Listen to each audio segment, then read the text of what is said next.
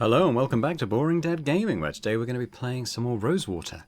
We're in the secret room in the locked up lab, and yeah, I'm not quite sure what's going on here, but we're going to have a look at stuff and see what we can find out. Ripe and juicy tomatoes. How can they grow without any soil? Easy. Devilry. Ah, devilry. These squashes look healthy. Got a pumpkin? This pumpkin is thriving, despite being sealed in here with no water or sunlight. There is something very unnatural about all this. These mannequins are disturbingly lifelike. This one's posed like it's reaching for something. Clark's research involved playing with life-size dolls? Que locura! And what's this big thing? I've never seen anything like that before. Have you? Nope, and I never want to see anything like it again.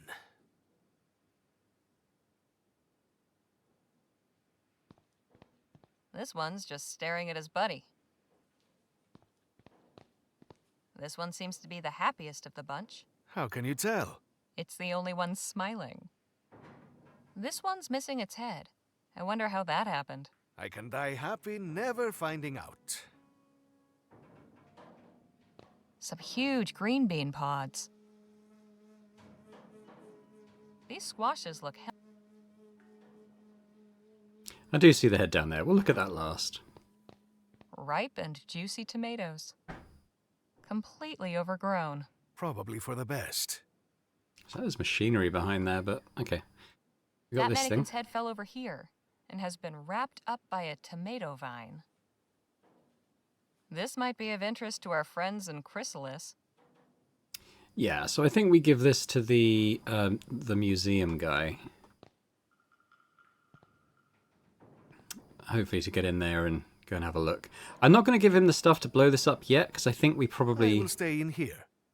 It might be premature for that. Like, we don't need to distract the guy to get in the museum. I don't think. I think giving him this mannequin head will be sufficient for that.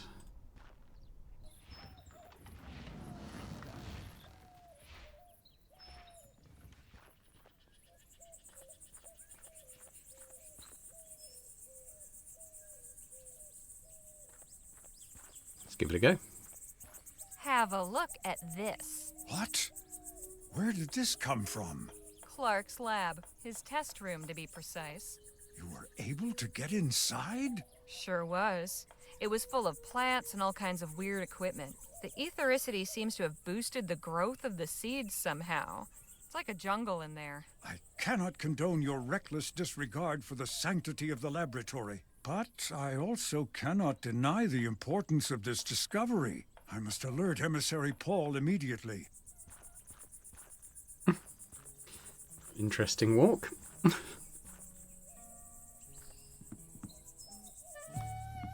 I'd better be quick. No telling when that chump might come back. Okay. Well, there's a lot here. Let's look at the writing first. The things some people will keep for posterity, I'll never understand. Maybe not that useful. What's this? It somewhat resembles a telegraph, but what is this box for? It's somewhat...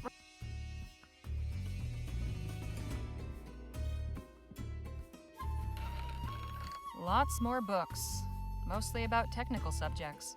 Nothing that would help me locate Clark's stash, though. Even more books in here. Some novels, poetry books, and what's this? Looks like a diary. Aha. I should have known.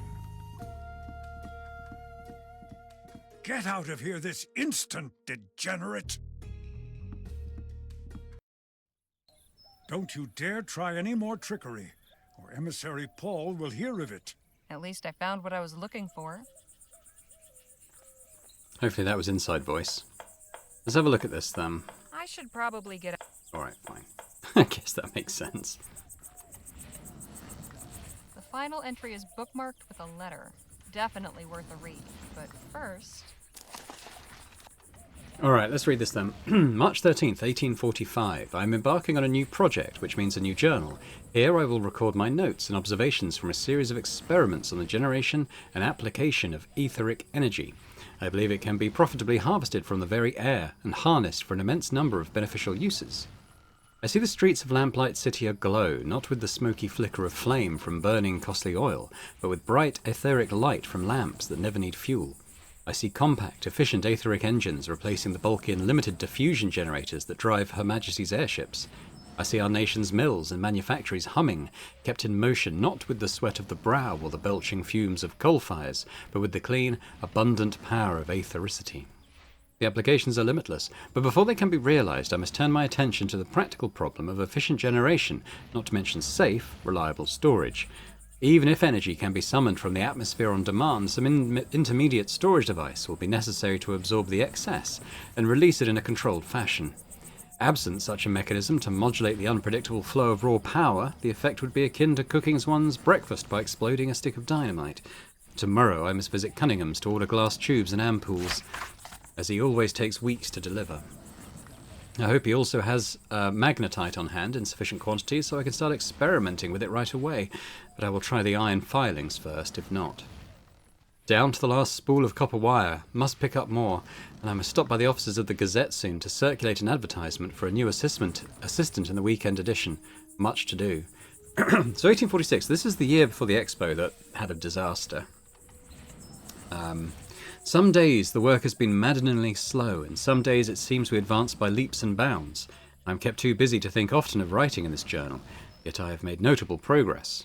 I have built the first prototype capable of harvesting ambient etheric potential and channeling it to produce energy, in this instance heat.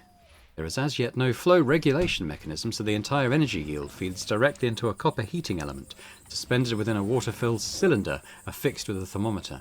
The top is left open to vent the steam which is frequently produced in abundance. In future, naturally, the entire heating coil steam tube apparatus will be replaced with another assemblage, capable of converting ethericity into useful energy, to generate light, say, or mechanical motion. How long is this thing? Goodness, okay. Hopefully you're okay with me reading all this aloud, guys. The prototype does not appear capable as yet of generating heat beyond the material's tolerance. However, I have reached the limits of this particular configuration without hazarding a faceful of superheated steam and shattered glass. I cannot say with confidence, even now, that a random harmonic flux in the atmosphere could not cause a sudden spike of etheric energy that would produce such a result. Now that the principle is proven, we must experiment with introducing a regulator to throttle and control the flow for both safety and practicality. There remains the not inconsequential matter of funding. And this is where we come in. It has taken longer than anticipated to reach even this early milestone. Beyond the initial outlay for equipment, I had not accounted for the necessity of covering rent on the old Turnbull Street storehouse, nor the wages of my assistant, Frank, for so long a term. I've already removed from Mrs. Gladstone's modest but comfortable lodgings to the garret over the storehouse, a move which has proved economical as regards both money and time, if rather less satisfactory in the matter of board. I fear I did not give Mrs. Gladstone's Sunday roasts quite the credit I now realise, in want of them, was their due. Despite the savings thereby afforded, my meagre reserves will soon be depleted at this rate, unless I can induce a benefactor to relieve me of these pecuniary obligations. November 1846. At Frank's instigation, I have embarked on a programme of fortnightly public demonstrations of our apparatus. A brief lecture on the principles of ethericity, followed by a practical display of the generator's operation, is offered to all comers, or as many as will fit within the storehouse, free of charge. I confess that at first I regarded this pageantry as a distraction from the work, a senseless bit of spectacle to dazzle the simple tradesfolk and labourers who occupy this district.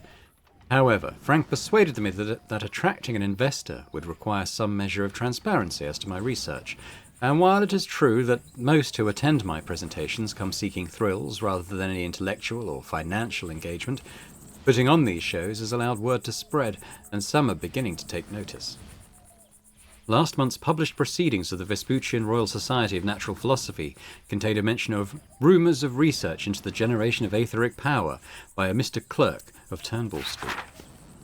I leave aside that they misspelled my name and omitted my title. Not everyone can pay society dues and have their credentials indelibly observed, but they know enough of my work to have it spoken of in those lofty chambers of knowledge and opportunity. That is what matters. And since they did accurately remark the address of my laboratory, perhaps one or two of those learned gentlemen might be persuaded to visit and see my work for themselves. I shall pen a letter to the Society Secretary at once. February 2nd, 1847. So this is about 4 months before the disaster at the exposition. With the introductions and encouragement lately extended by Dr. Nethersole, he's the one who wrote the letter to him that we read out previously, second Vice President of the VRSNP, I have secured connections sufficient to gain my place in an aetheric pavilion to be installed at the Lamplight City Global Expo this very summer. Not only will I have the opportunity to demonstrate my aetheric generator before a grand public audience, as a condition of my participation, Harmon and Grove, chief sponsors of the exhibit, have tasked me with consulting on the design of the pavilion, in terms of requirements as to technical equipment, layout, accommodations for visitors, tens of thousands expected, and so forth. There is so much to be done to prepare. Here we go. Tuning of the flow regulator remains the utmost priority. We still have some months left to resolve the superheating issue. I have high hopes for the finer gauge electrum filament. It strikes me that whatever investments and explorations these firms have heretofore conducted in the sphere of aethericity, there are really very few individuals to whom they might turn who have any measure of practical experience extending beyond the realm of pure theory. And yet, I had to go begging, hat in hand, to them for the opportunity to take part in their exhibition. Absent my generator, which can produce energy at a fraction of the cost of electricity, and with none of the polluting infrastructure, there would be nothing to present in their pavilion but promises and fairy stories of a future not yet in evidence. But I must not bristle at indignities and be grateful for my good fortune. At last the world will see the power of aethericity revealed. So this is the day of the disaster, or maybe it might be the day after the disaster. I think we worked out it was June 5th it actually happened. Horrors beyond uttering. I can hardly bring myself to write them here. Frank. Poor Frank. Your mother will not open the door to me, and I cannot say I fault her for that. I will send her your 3 months' wage by post. Paltry sum for a life, but all I have to offer. June 8th. I have spent the past 2 days sealed in Turnbull Street, every waking moment spent checking and rechecking my prototypes and consulting my research notes, seeking any error or miscalculation. What went wrong? The flow regulator had exhibited irregularities before, but all within tolerance. Nothing on the scale of that. The police will neither return nor allow me to access the remains of the exhibition model. If only I could inspect it, I might find the manufacturing flaw or defect in material that caused the catastrophe, or, though I shudder to turn my thoughts in this direction, perhaps some sign of sabotage. There are many who would delight to see me fail. Angry crowds dog my steps whenever I venture beyond my door, reinforcing my voluntary seclusion. At every moment I expect the constables to arrive with irons. I have a growing suspicion that some handsome sum was discreetly paid by one of the sponsors to suppress public scandal associated with the event. If so, I am by happenstance the fortunate beneficiary of these manoeuvrings, and owe to them my present liberty. Yeah, much further. God, okay, there's still quite a lot. Alright, well, we'll keep going. We'll keep going. But what use is my liberty without my work? There, on stage at the pavilion, I felt myself briefly a colossus of science, standing astride the world, with a shining future spread out before me. Now it has all crumbled in one blinding burst of light. A few months later. The inquest is complete and my name cleared. I bear no formal responsibility for the deaths at the Expo, in the eyes of the city of New Britannia at least. Her people are not so gracious. The Labourites in Parliament are taking advantage of the public furore to press all the more stridently for a blanket ban on aetheric research, which I am certain the Prime Minister will be all too glad to sign into law. I am aware of a dark irony in the fact that my exoneration in the matter has likely only lent strength to their arguments, for if I am not some murderous monster guilty of horrific malpractice, then aethericity itself must be dangerously unstable and unsafe beyond the power of any man to control. Fools! If they but knew what miraculous possibilities they foreclose with their ignorance and fear. Sometimes a scientific truth emerges which the world is not yet ready to hear. Was not Galileo denounced as a heretic in his day, only to be vindicated by generations yet unborn? Et pur si moave. I don't know how to say that. It is clear that whatever I am to do next, I cannot do it here. I must leave the city. I will go west.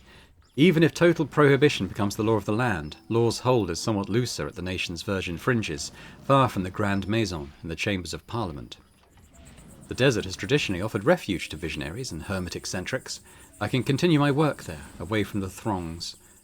I've come too far and glimpsed too much to give up now. The road of progress was never a smooth one.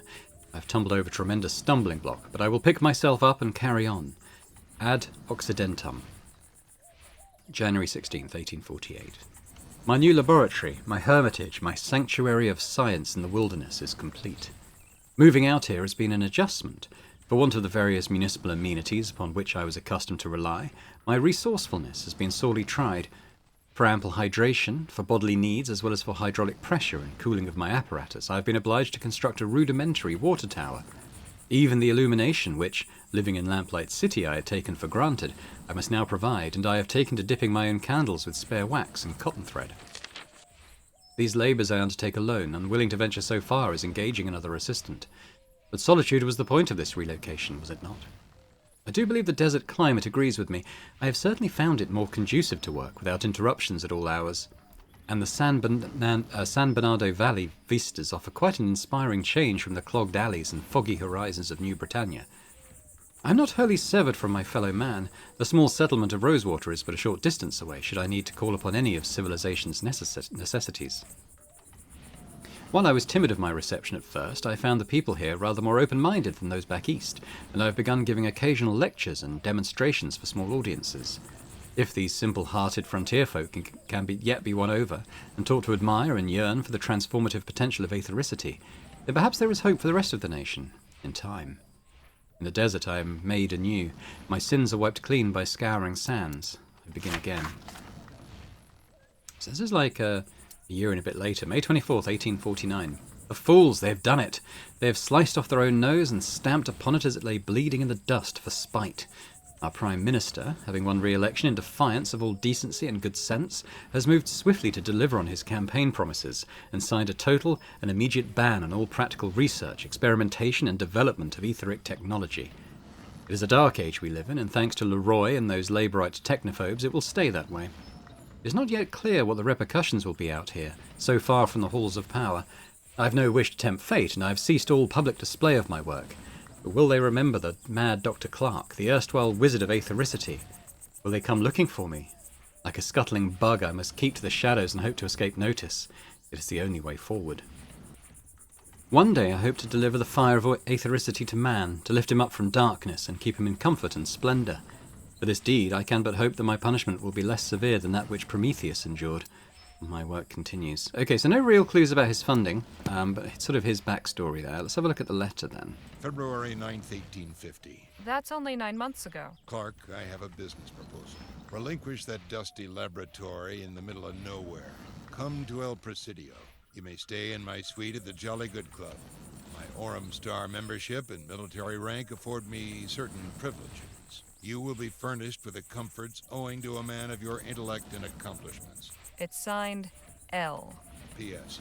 You needn't have any concern for your valuables, as there is ample secure storage in the room. One of the aforementioned perks. Interesting. Jake will want to see this. Well, let's go do that. It's possible we don't need to blow up the lab. I don't know what that will achieve at this point. Okay.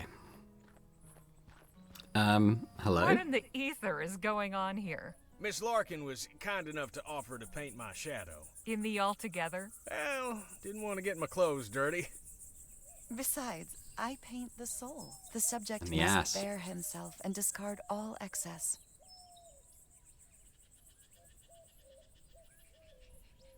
Hey, Jake. I've got something to show you. So, show me. I'd prefer to speak in private. Can't it wait? I'm a mite indisposed at the moment. It's to do with what we've been looking for. Ah, well, in that case, excuse me a moment, won't you, darling?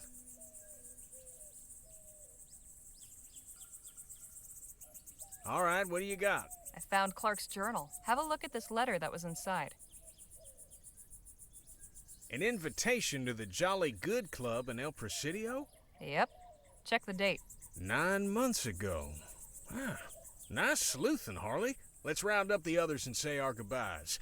We need to plan our next steps. Leaving us so soon? But you've only just arrived. We appreciate the hospitality, but it's time we moved on. If your journey must continue, then so be it. But we cannot thank you enough for your discovery of Evocator Bennett's etheric cultivator, Miss Leger. Once we relocate and configure the equipment, our crops will surely flourish. That's great to hear. I hope you'll all be well fed this winter. Know that you will always find welcome in Chrysalis. Farewell, my friends. Yeah, it feels like the explosion was an alternate route. Odd bunch of folks, but quite charming. But it would have been in their bad for the way. commune. I'm just thinking. Yeah, so if you couldn't work out the code, it was an option, but it would have been a destructive one. I'm interested to see if that has any repercussions step further down the line. It looks like the community will do better as a result. That they can use the lab now and the technology to maybe get their crops going properly. So that's cool. This was an intriguing diversion, but now the real work starts. How do you mean? Harley turned up Clark's diary. More importantly, I found a letter inside inviting him to the Jolly Good Club in El Presidio. It was dated 9 months ago. That's right about the time he disappeared, isn't it? It is indeed. I'd say it's obvious that the good doctor accepted the invitation. And took his money with him? Well, it ain't here or in his lab. And what's that postscript in the letter say, Harley? You needn't have any concern for your valuables, as there is ample secure storage in the room. Don't get much clearer than that.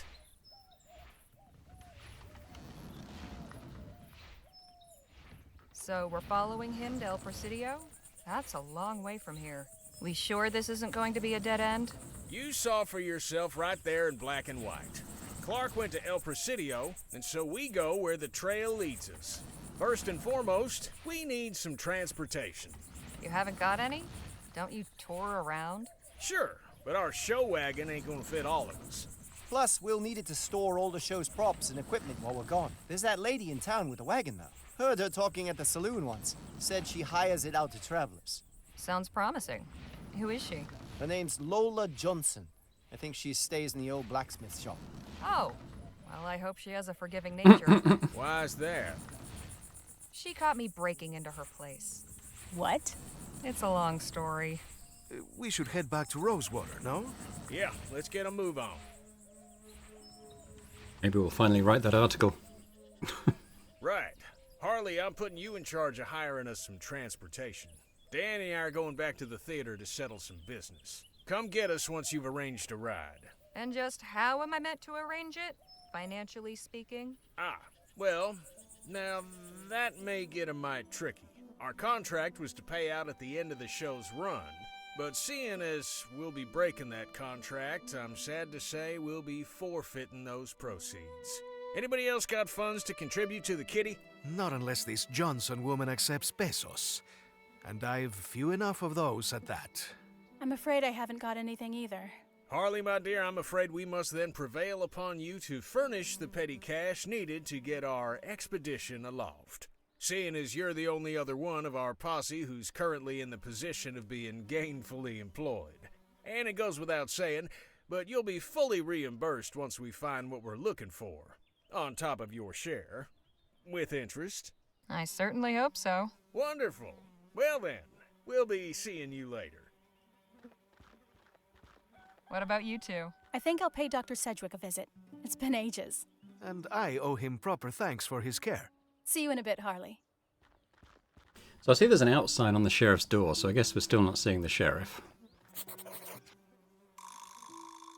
Where's my mouse? Oh, here it is. Seems the sheriff's out. Probably off clobbering the local drunks. Or downing shots with them. Yeah. Okay, we're not going in the station, so... Could go there, but I'm going to go and see if I can write this article first. We'll hopefully get paid for it, right?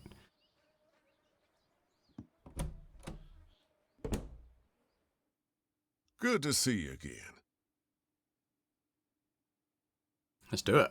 All right, let's get this thing knocked out. But first...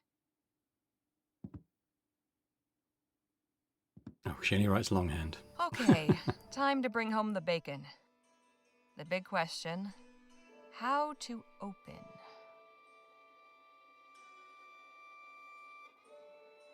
She wants a puff piece. Let's just give the lady what she wants.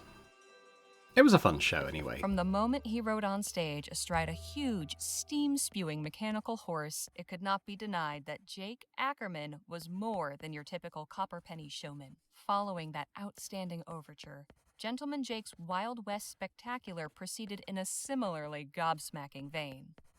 Alright, don't over-egg the pudding. Now, the middle section needs to recapture the reader's interest. Let's see.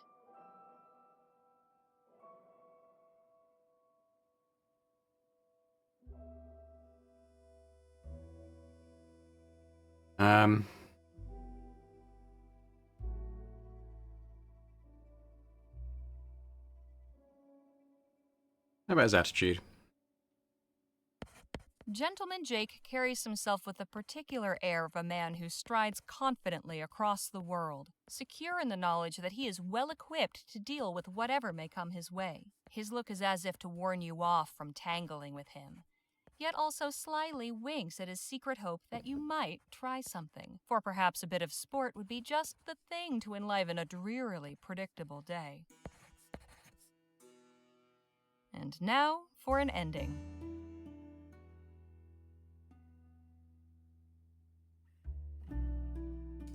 She wanted something about Rosewater, I think, didn't she? So let's finish with that, I guess. Mr. Ackerman is a great man, and by his visit to our industrious frontier town, proves that Rosewater is the sort of cosmopolitan crossroads where one might yet meet and mingle with some of the true luminaries of our age. All right, that should do it. Now, what should I title it?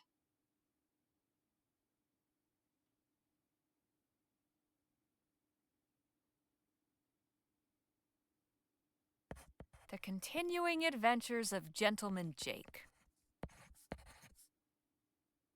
And done. Alright, I guess we're going to see what she thinks of it.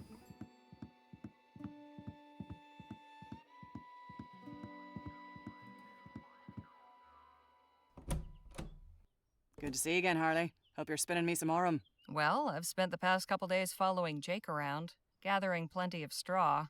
Glad to hear it. I like writers who go above and beyond.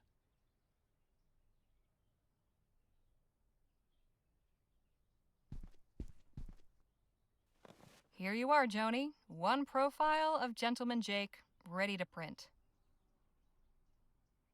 Let's have a look. You know, writing the headline is normally the editor's job. Now let's see. Goodness, this account of the show is very descriptive. You've made me feel like I was there in the front row. This is good. You've kept it brisk all the way through. Oof, laying it on a bit thick at the end there, aren't you? Still, I asked you to make the town look good, and you delivered. I appreciate a writer who can take editorial direction. We'll work on the subtlety later. Not bad, Harley. Not bad at all. A few snips here and there, and this will be fit to print. Here's your fee, as agreed. 72 I know what I'm working with. buckaroonies. I'll have a think about your next assignment. About that. Hmm? I'm leaving for El Presidio with Gentleman Jake. We're after Bennett Clark's missing fortune. Whatever we find, I've got a feeling it'll make a hell of a story. You're right about that. Tales from the wild frontier are in vogue these days, and folk will be gumming to find out what happened to Clark. All right then. Clark's missing fortune it is. I've got something else. Oh? Do tell. While I was going around with Jake, we spent some time with the Otham. I learned that they've come under constant attack from the soldiers at Fort Beaumont. What? Why? That's the thing. There's no reason. They pose no threat, yet the soldiers harass them anyway. In one recent raid, all their crops were torched. That's atrocious. People need to know about this. I'm glad you think so, because their leader wants their story told. She's willing to be interviewed. She gave me the statement, too. Powerful stuff. I'll pay a visit as soon as I can and see for myself. Plenty of townsfolk could stand to learn about our neighbours in the valley. This could open their eyes. I hope so. Now, if you'll excuse me, I need to see about hiring a wagon. Godspeed, Harley. Good stuff. Okay, let's go. See you later, Joni. Take care of yourself out there. Yeah, she seemed happy enough. Gave the lady what she wanted. So, into the smithy again, I suppose. Unless she's in I mean, she might be in the saloon potentially, I guess, but we'll see. Here we go. Lord have mercy. You robbed me, then have the nerve to come back here? In all my born days, I don't think I've met anybody quite so foolish. I get it. You're upset. I can explain. Not interested. Wait, it was that conniving little snake, Jem. He said the watch was his, said you'd stolen it. He got one over on me. I apologize, truly. Bully for you. If you really are sorry, get it back. Alright, well, Jem's probably at the theatre, right? Oh, here he is. Maps for sale. Rosewater, a steal for just 1 crown. I must admit, I admire the kid's gumption. His orthography, not so much. You just keep turning up like a bad copper, don't you? Nice to see you, too. You have something that doesn't belong to you. Could you be more specific? Lola Johnson's watch. I want it back. No can do. You swiped that watch for me fair and square.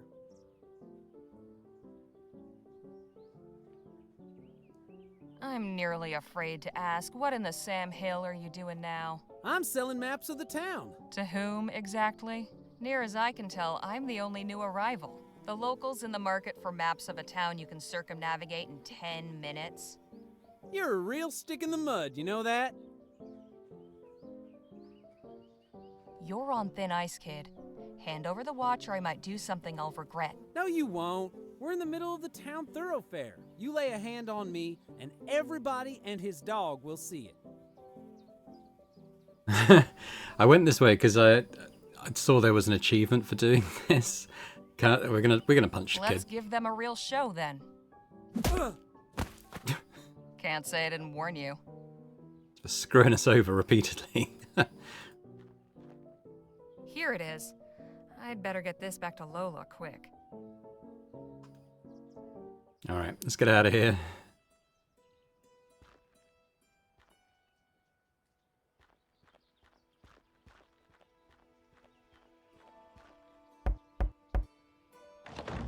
You got my watch? Yes. Here it is. No hard feelings? For now. Why'd you come back here anyway? Name's Harley Leger. My companions and I are headed to El Presidio, and we heard you've got a wagon for hire. I do? How many are you? 5, including myself. Listen close, because I'm only going to say this once. You pull anything funny again, and you get left on the side of the road. Understood? Yes, ma'am. My fee is 40 crowns up front. Here you go. Here's your fee. Good.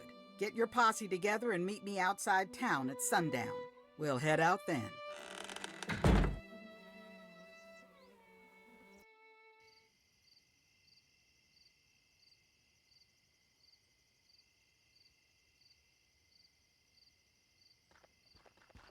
There you are. This your group then? This is us. All right, folks, listen here. I'm Lola Johnson. This is my wagon. When you're in my wagon, you follow my rules. Rule 1, I'm your driver, not your friend. While we're moving, leave me be. That means no yammering in my ear about how pretty you think the mountains are. Rule 2, we stop and go as I say. I ain't interested in blowing up my engine just 'cause y'all are in a hurry. Last rule, everybody does their part. Be it cooking, hunting, or gathering firewood. This ain't no pleasure cruise, and I won't be serving y'all. The road can be rough, but I'm an experienced navigator and tracker, so stick with me and you'll be fine. If you've got any questions, now's the time to ask. Yeah, how long? Just how long do you expect this journey to take? I reckon it shouldn't be more than 8 or 9 days, weather permitting. Anything else? You said you're a tracker? What's that mean exactly? It means I'm good at finding things. One of you gets lost, or we're hunting our supper and need to trail an animal, I can do that. So, like a bloodhound? No, like a tracker. Compare me to a dog again, and you're finding yourself another ride. Understand? Oh, apologies. I didn't mean to offend. Folk rarely do. Anything else? We understand. You'll have no trouble from us. All right then. Let's get a move on. Time's wasted. All right. We are On the off, road. with the first faint tendrils of dawn at our backs. We head west for El Presidio on the trail of the elusive Dr. Clark.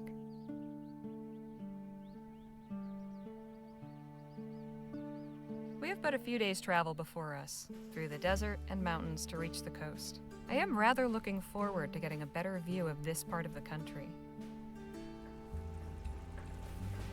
And should the scenery lack for diversion, I suppose I'll have recourse in the fellowship of my new traveling companions. Now that we've assembled in this unlikely venture, perhaps it's time we got to better know one another.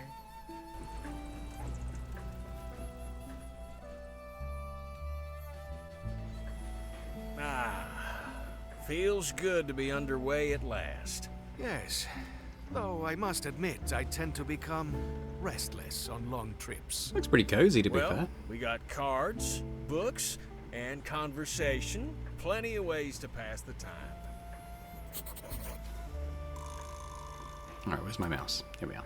So what do we got? We've got quite a bit of stuff. Let's have a little look round. You're set for fuel for a good while. That's what keeps this heap going. Makes it pretty hot in here, too. Lola must be a reader. Always nice to have some books around. I don't think I've read most of these. Let's not pass the time doing that yet. We'll probably talk to people. None are in the red, so I guess that's good. None are in the...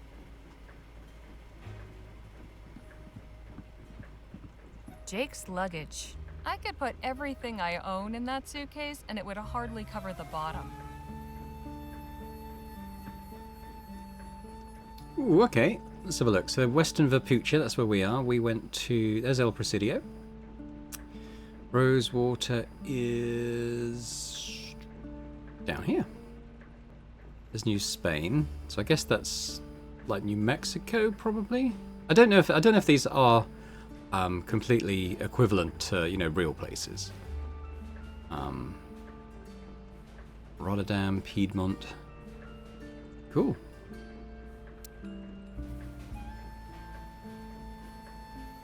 We can talk to Phil. Phil? Señorita? Will this be your first time visiting El Presidio? It will. I have heard many tales of this so-called Mouth of the West. I am curious to find out which ones are true. You're very polite, Phil, but please, call me Harley. What is wrong with Señorita? It's not my name. Ah, but it is a sign of respect. I would never dream of addressing a new Spanish lady by her given name. Well, things are different here. As I am learning. If you wish it, it will be so. Appreciate it. We'll talk more later. I look forward to it. Hey, Nadine. Hello, Harley. Ever visited El Presidio before? I've never been beyond this valley. You'll be all right. We've got a good group, and we'll look out for you. Thank you. I appreciate your kind words. So how'd you become a healer? Did you go to school? No. I mean, I attended the missionary school for a few years as a child, but not to learn medicine. I was taught by Dr. Sedgwick, Rosewater's physician. I worked as his apprentice for nearly a decade. He was a wonderful guardian and mentor. I am grateful for all his care. You said Doc Sedgwick was your guardian? What about your parents? I never knew my mother. She died soon after I was born. My father worked for Dr. Sedgwick, which is how I came to his household. He took me in when my father died from an infected wound. I'm so sorry. How old were you? I don't remember exactly, but I couldn't have been more than 5. Did that have anything to do with you choosing to learn medicine? I suppose so. Yes. If I can save somebody's loved one, grant them extra time to cherish together, well, there's no better way to help people, is there? When did you return to the Otham? I went to them in April of last year, but it wasn't a return. They took me in. People were leaving town, and there was less need for me at the clinic. It was Dr. Sedgwick who encouraged me to find my own path. The Otham were kind to accept me as a guest. But truthfully, I'm glad for this opportunity to travel with you and the others. You said the Otham took you in. They aren't your people? No. I don't know who my people are. My father never told Dr. Sedgwick, and I have no memories of him talking about it. I think my parents came from somewhere to the east, but I'm not even sure of that. Have you ever tried tracking down where you came from? No, I've considered it, but it's complicated. Perhaps someday. Hey, I see something up ahead, by the side of the road. Looks like an oil derrick. Wagon's slowing down. Guess it caught Lola's eye, too. Let's have a look. Any particular reason we've stopped, Miss Johnson? I needed to stretch my legs. You might take advantage and do the same. We're off again in about 20 minutes. Come on, Danny. Let's go have a look at that oil derrick. Excuse me, ladies. I have some business to attend to. Needs to poop. Both of you can do as you Probably. like. Just stay within sight. Actually, I'm curious about this machine. Do you think I could ask you a few questions? Oh, well, I suppose so. All right, let's see what we got. Tools of the trade for an oil worker, I suppose. Gotta look at this oil thing. Somebody's out here sniffing for a fortune. Or just digging a very deep hole. Funny how the best things are often found in the lowest of places. Come have a look, Harley. Hello down there. Who said that? Up here. Afternoon to ya. What brings you folks to Cormac's oil rig? Just passing through, friend. I was just saying you've a fine setup here. Thank you, sir. It pleases Cormac to hear that. Sit tight. Just needs to make a slight adjustment. Then Cormac can come down for a chinwag.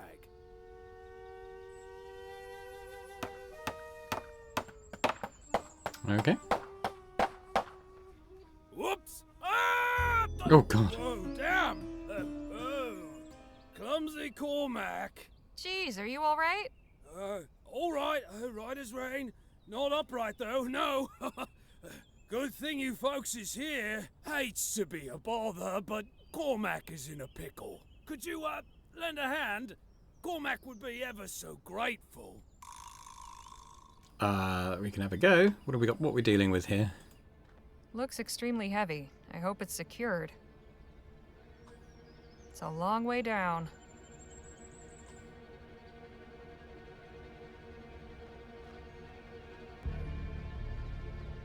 Not a bad little setup. There's lots here, but nothing I can see that will help. Danny? Right, Danny, what do you think? Got any idea what to do? I know what we need to do. I just don't know how. Hey, Jake? Yeah? Any suggestions what to do? That rope doesn't look too thick. Should be able to cut through it. The trick will be keeping our friend from falling headfirst into that pit. Got anything on you that could cut rope? Afraid not. One of the others might. Yeah, we don't have our trusty arrowhead anymore. Hang on, sir. We'll get you down. Cormac appreciated, miss. Not wishing to hurry you, but soon'd be preferable to later. The blood's starting to pool in Cormac's poor head. Okay, yeah, nothing else here. Let's go back and talk to Nadine and Lola Johnson. Sorry to interrupt, but What is it? there's a man at the oil derrick in dire need of help. What happened? He's caught on a rope hanging upside down. We're trying to get him down somehow. And what do you want me to do about it? Do you have something sharp enough to cut rope? Sure, my hunting knife.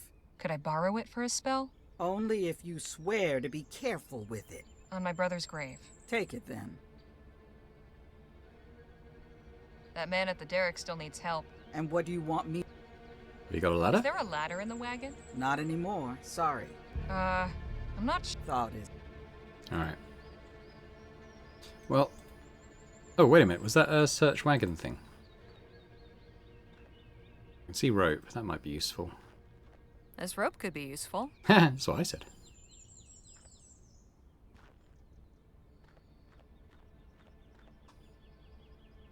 Alright, why don't we give the knife to Jake? I got this knife from Lola. Perfect. I can throw it and cut our friend down. You good with knives, then? Oh, sure. Even used to do some knife and axe throwing in my show, but audiences prefer the gunplay. A sound plan, but let's not get ahead of ourselves. I think probably first we give the rope to the guy, Cormac. Then maybe, as if he's holding on to that, I've we got can... this rope. Try grabbing onto it. Whoops! Damn! Let's try again. Grab the rope. Whoops! Damn! Perhaps Danny or I could assist. Yeah, I was just thinking maybe a lasso, because Danny's good at that, isn't he? I've got this rope. Could you lasso the gentleman? Now? Yes, now.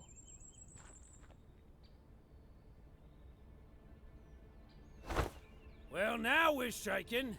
How's about getting Cormac down? Alright, now we'll do the knife trick. Want me to cut the feller down? Time to reprise your knife-throwing act. Wow us.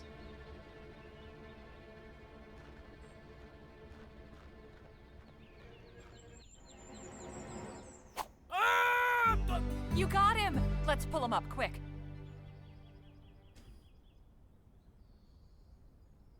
Whew! That were a close one. You've saved Cormac. Many thanks. It was nothing. Are you all right? We have a healer with us if you need doctoring.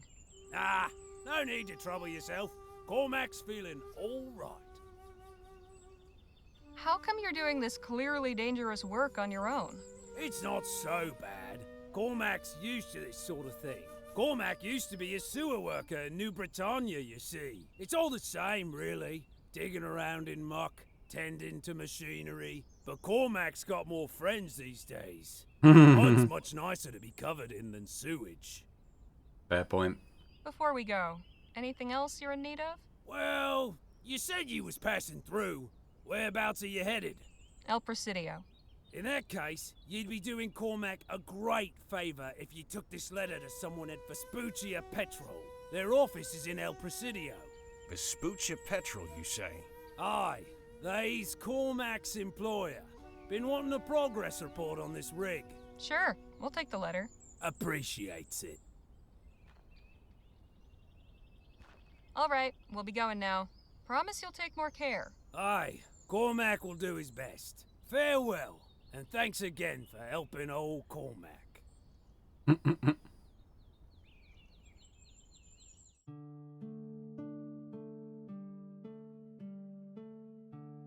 we going to get a little line? Oh, there we go. Yeah, I can see it coming out from Rosewater. It's going to take quite a while to get there.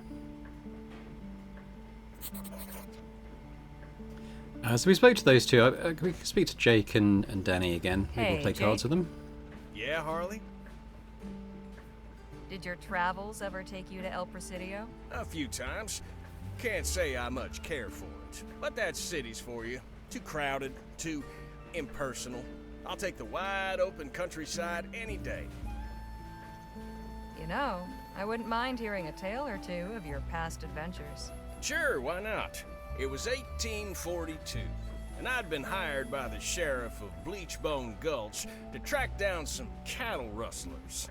It was a long and winding trail, but by following the signs, I finally tracked down the stolen herd and the rustlers' camp.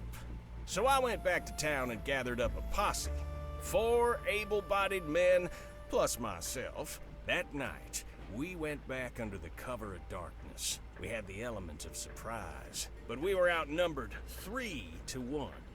Before I knew it, the shooting had started. It was a long and bloody gunfight. In the end, yours truly was the last man left standing. I drove that whole herd on by my lonesome. They were all back home by dawn, with not a head missing. Lost some good fellers that night. But that was the end of cattle rustling in Bleachbone Gulch. hell of a story. Now there's plenty more where that came from. I appreciate the chat. Anytime, Harley. Hey, Danny, let's talk. Sure. Actually, I was wondering about something. Where'd you learn how to fight? For a while, it was how I put food on the table. No kidding. You were a brawler? I was. Used to call me Spitfire Harley. Wow. Were you any good?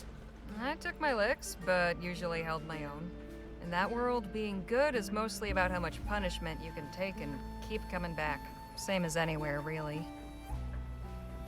So have you been to El Presidio before? Yeah, I was born there. No kidding. Didn't you say your family lived near El Presidio? In the area, yeah. They moved out to the city proper a few years back. I left when I was 16. Haven't been back in ages.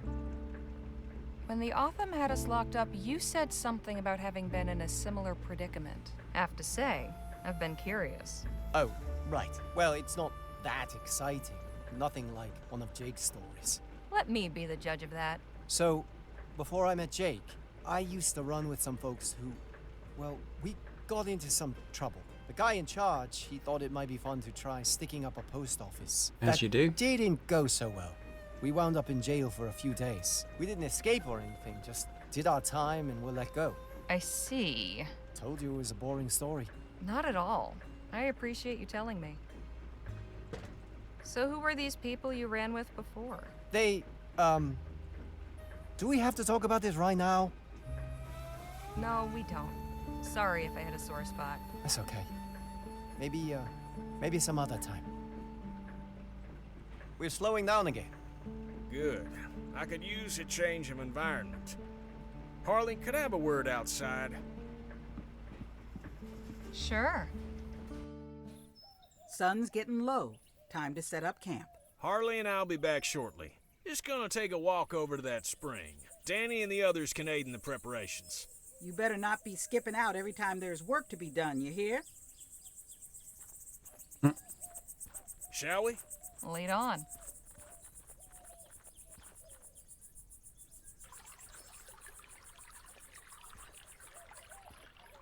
Would you look at that spring? I ain't seen water that clear since that time I went swimming with the Prime Minister's rambunctious niece. So, you wanted to talk to me about something? I did. I can tell you've got a cogitating mind, always assessing the situation, finding the risks and opportunities. Now that we've got a real posse assembled, I'm keen to hear your thoughts on our little venture. Everything seem hunky-dory so far, in your estimation? I think they're alright. I know they seem like a good bunch. Yes, I think so. It's an odd bunch, all right, but all capable in their own way. If a treasure's out there to be found, I think this gang can do it. Delighted to hear it. You let me know if that changes, all right? You got it. Right, well, we should be heading back. Else Miss Johnson will... Oh, hey there. Howdy, friend. Welcome, welcome. Name's Aubrey Trout, but you're not here about me. I reckon you're here for the spring water. Something special about it? Something special about it? This here's an etheric spring. Best kept secret in the great western desert. Etheric spring? Sure. Y'all know about ethericity, don't you? We're familiar. Well, this water's got the same properties. Due to a confluence of etherically sensitive minerals deep in the earth, you see. This here's a hotbed. Taking a drink will cure whatever ails you and grant you the strength of 10 men. No kidding. Okay, so prove it. Gladly. Observe. Jumpin' Jehoshaphat. Daily sips of this water have conferred upon me a practically superhuman strength. Now, tell me, how old do you think I am? I imagine a spry young feller like yourself can't be more than 25? What if I told you I was 52? So you're saying the water stops you aging? And reverses it. Why, my own sister wouldn't recognize me. Okay, look, I'll take a drink now. Watch me.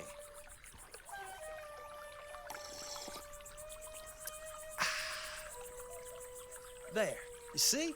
Tastes like springtime and sunlight. Now, if the water was no good, would I have done that? Reckon not. So go on, friends. Share in the wealth. Take a sip. If it does even half of what you say.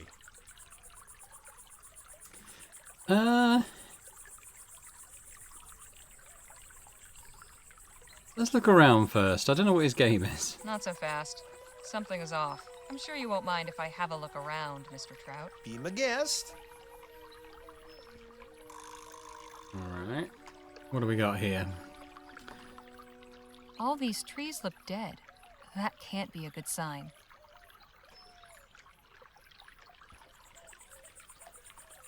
Looks refreshing, but looks can be deceiving. What's over here?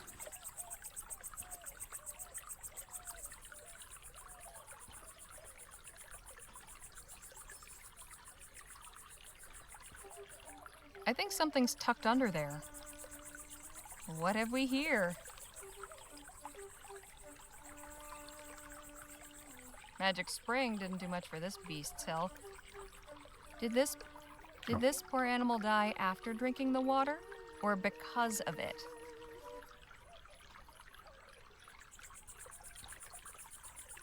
Water of life, huh? Wonder if this is hiding anything. Ow! Bunch of stickers. Damn. Oh, that's that guy's letter, isn't it? So what's this? Was there a sign here at one point? Wonder what it said. Do not go near water. Deadly. What's this? A money pouch. There's 10 crowns in here. So he must tell people to drink this water. They die and he robs them, I guess. They're circling low. That's not reassuring. I got all the vultures here waiting for things to die. What's this?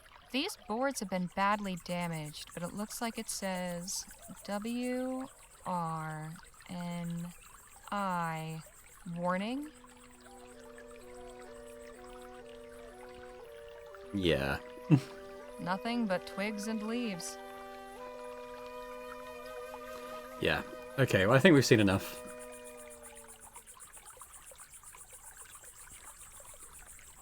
I've got my eyes on you. I'm flattered.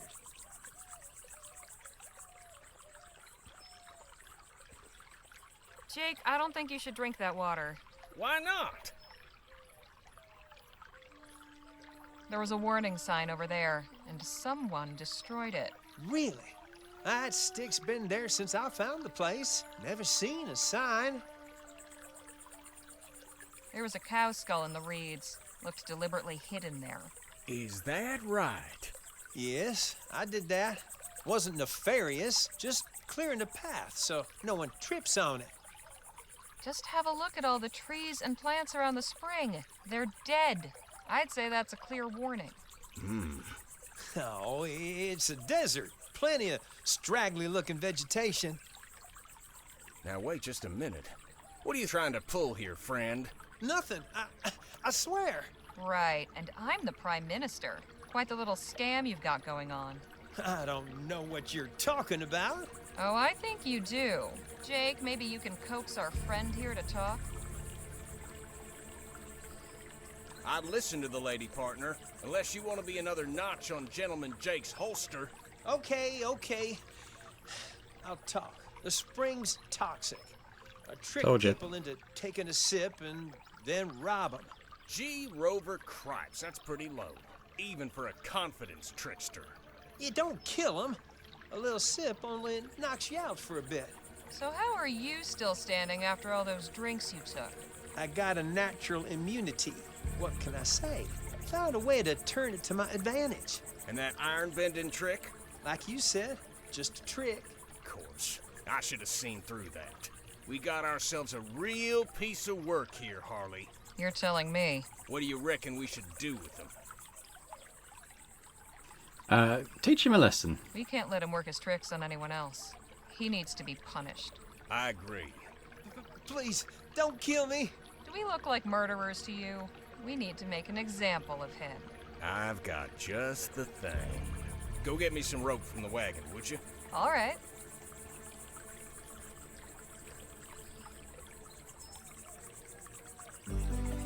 That's some fine work, Jake. Thank you. Maybe now our friend will think twice about leading people astray. Shall we? Wait! You're just gonna leave me here? Plenty of folks travel this road. You know that, or you wouldn't have bothered laying your trap. I'm sure you'll encounter some charitable soul. Eventually. Speaking of charitable souls, I found a stash of stolen money while I was snooping around. Well, ain't that something? Come on, let's head back and see how the camp setup's going.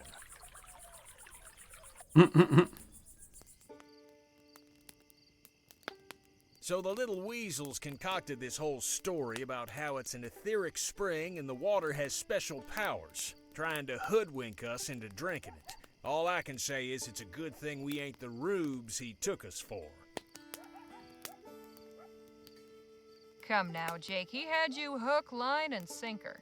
Nonsense. I was just playing along, drawing him in so he'd slip up and reveal himself. Is that right? Because you looked about 2 seconds away from taking a great big swig. Good.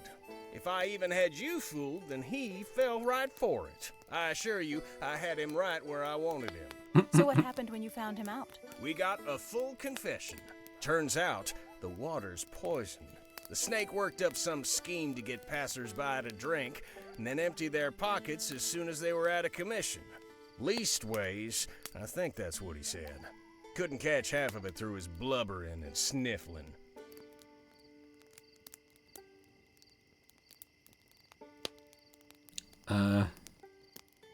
It was a depraved little operation he had going.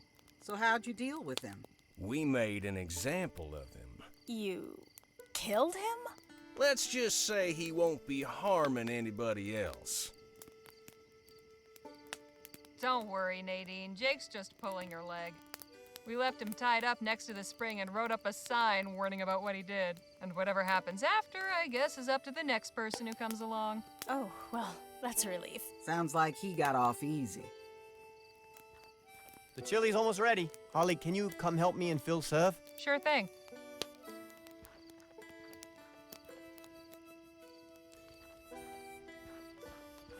That smells heavenly. The kid is a good cook, eh? But I believe this chili could use a little of my secret ingredient. What's that? Mezcal. I picked up a bottle before we left Rosewater. Gives it a nice smoky flavor. And makes you feel nice afterwards, too. This group needs a bit of loosening up, don't you think? Sure, why not? Okay, just make sure not to overdo it. Me?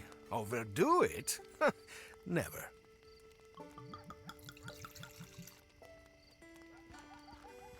We should be ready to serve. Just one last taste. Tastier than usual. Smoky. Did one of you add something? Just my secret ingredient. Well, whatever it is, it's real nice. Come on, let's fill up these bowls and get everybody fed.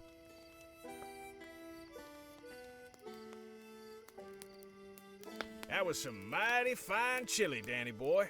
Glad you liked it. I'd say it was the best damn chili I've ever tasted. You ever decide to give up gunslinging? Maybe you could open up a restaurant. You really think so? I'd be a regular. Gosh, thank you. It's a nice night. Perfect for relaxing and enjoying the company of one's comrades. The best part of the day. I have always said that the battle is won or lost around the campfire the night before. Cool. Okay. Well, I think that might be a good place to leave it for now. We'll have a little chat around the campfire when we come back next time. But I'm enjoying this game. It's, you know, the puzzle's nice, the stories are nice, but it's just a bit of a vibe as well, isn't it? You know, if you're into sort of westerns and that kind of setting, it's, I think it's pretty cool. But let me know in the comments your thoughts on it as well, having seen a few more episodes. If you're enjoying it, if you could hit that like button as well, that'd be fantastic. And as always, if you're watching this and not yet subscribed, if you could do that as well, that'd be fantastic. So thanks very much, and I hope to see you next time. Bye for now.